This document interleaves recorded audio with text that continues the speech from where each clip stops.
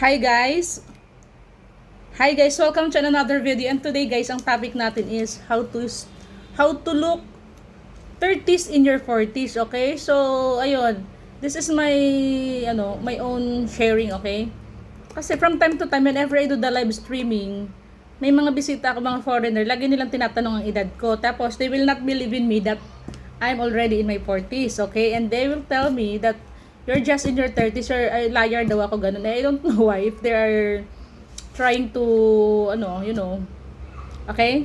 So, ako naman kasi sa sarili ko lang talaga, hindi ko minsan nararamdaman pa na nasa 40s na ako. Okay, so what's the secret? The secret of staying young. The secret of staying youthful. Okay, I remember last time, a good friend of mine, a classmate in elementary and until in high school, told me that, Pearl, you're not aging, sabi niya. You stay youthful in your 42. Oh, I am 41, I'm just 41, okay? So, what are the secret? Okay, actually, this is not a secret, eh, kasi maya ginagawa ko to at alam to ng mga taong medyo close sa akin, okay?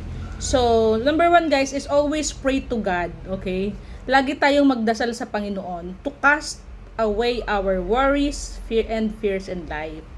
Kasi guys, para sa akin, pag hindi mo i-share sa Panginoon yung mga worries and fears mo, syempre, magkakaroon yun ng epekto sa sarili mo, magkakulubot yung balat mo, 'di ba? Magiging full of worry yung mukha mo kasi wala kang tinitiwalaan ng tao sa mga problema mo. So you have to look for someone to extend with, and it's the perfect one whom you should cast out all your fears and worries is God. Okay, pagising sa umaga, magdasal, mag-thank you kay Papa God, kung ano yung mga problema, isangguni, at ipagdasal kung ano man yung mga alalahanin. Okay? And number 2 is learn how to socialize. Okay? Socialize with people. Social media, online and offline, mga neighbor, pwede. Do socialization. Why? Kasi kapag nakikipag-socialize ka sa ibang tao, you got the chance to laugh. Diba? Kasi may mga panahon na umiwas lang kayo dun sa mga marites. Umiwas lang kayo dun sa mga taong para kayong gagawa ng biography, every detail of your life, they want to get updated, right? So, iwas tayo sa mga marites. Okay, so ako yan ang ko sa buhay ko. I don't want to talk to people na parang gusto i-jot down ng lahat ng detalye ng buhay ko. Bakit? Artista ba ako? Okay? Kasi ang problema kasi pag mamaya, i-chismis ka. Pag they get an information from you, right? So, no to that. Stop.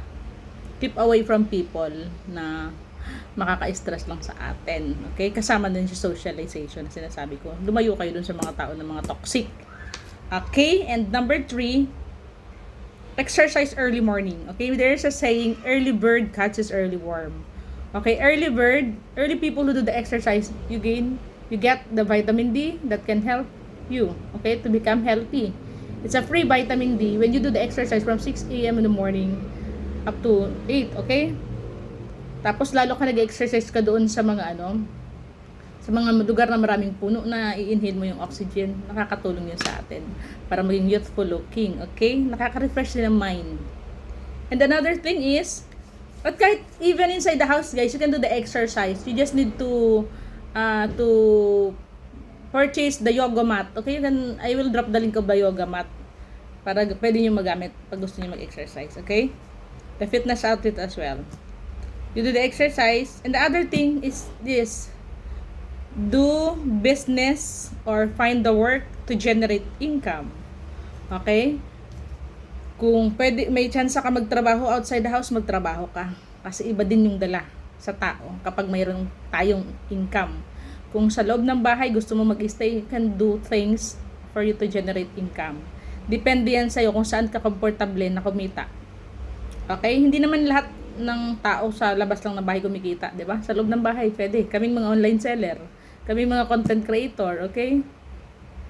Kumikita, kaming mga Shopee affiliate. Ang dami ng paraan para kumita sa loob ng bahay. Okay? So, generate income.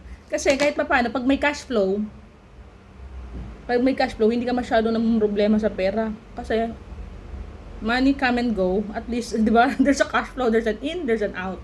And at least you can save a portion of the earnings that you got from all the sidelines that you are making, right?